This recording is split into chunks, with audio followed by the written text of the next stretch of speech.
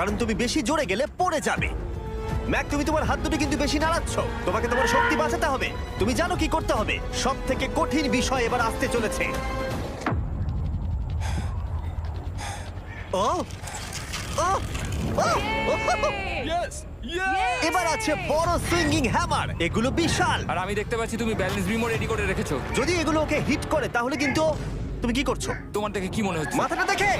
ও মাই god, এটা তো খুবই ভয়ঙ্কর।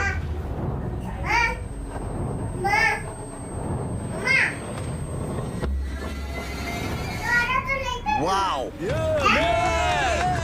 তুমি ফাইনাল পার্টে চলে এসেছো, লেভেল 6। এবার শোনো, আমি জানি এই চ্যালেঞ্জে তুমি এর আগে এই কুকিটাকে অ্যাকসেপ্ট করোনি।